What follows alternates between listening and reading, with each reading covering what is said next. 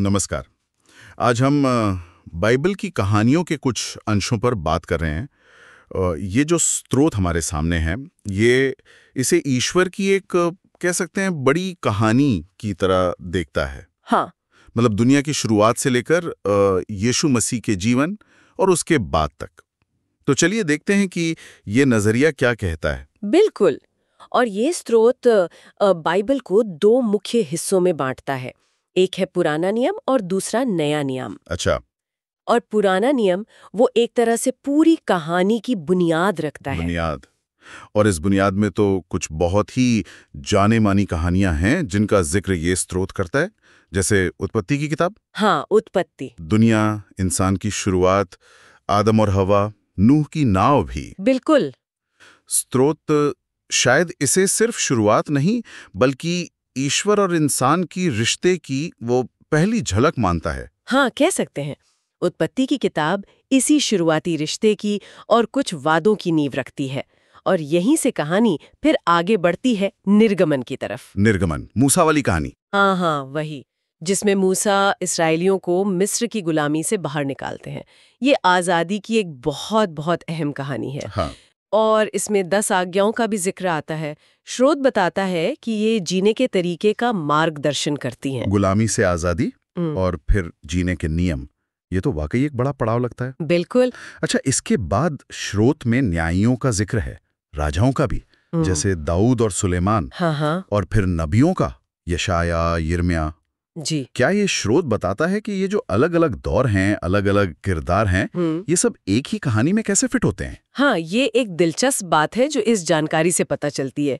ये कहानियां सिर्फ इतिहास नहीं है। अच्छा, न्यायियों और राजाओं का दौर देखिए तो वो इसराइल के उतार चढ़ाव, उनके नेतृत्व की कहानी है। जबकि नबी जो है वो अक्सर उस समाज को आईना दिखाते हैं, ईश्वर के रास्ते पर वापस बुलाते हैं, ऐसा कह सकते हैं। ये सब मिलकर उसी वादे और रिश्ते की कहानी को आगे बढ़ाते हैं जो उत्पत्ति में शुरू हुई थी। समझ गया। तो मतलब ये सब एक ही धागे में पिरोया हुआ है। हाँ, एक तरह से। तो पुराने नियम की इसी नींव पर फिर स्रोत हमें नए नियम की तरफ ले जाता है। अब यहाँ मुख्य ध्यान किस पर है? देखिए, जैसा ये स्रोत दिखाता है, नया नियम जो है वो मुख्य रूप से यीशु मसीह पर केंद्रित है।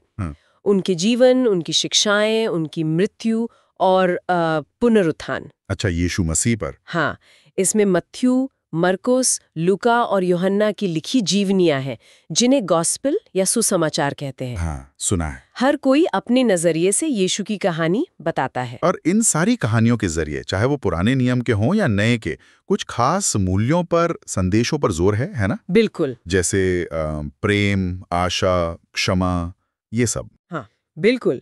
ये स्रोत इसी बात पर रोशनी डालता है कि ये कथाएं सिर्फ घटनाएं नहीं हैं। इनके जरिए प्रेम, आशा, क्षमा, विश्वास जैसे गहरे मानवीय और आध्यात्मिक मूल्य सिखाए गए हैं। ये कहानियां दिखाती हैं कि मुश्किलों में भी उम्मीद कैसे रखें, गलतियों के बाद माफी कैसे मांगे और दें।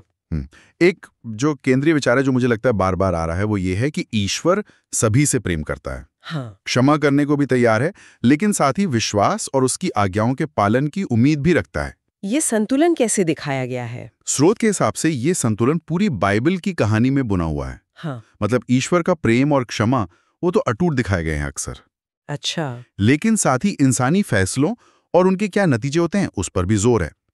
और विश्वास और आज्ञाकारिता को उस प्रेम और क्षमा को अनुभव करने का एक कह सकते हैं रास्ता बताया गया है।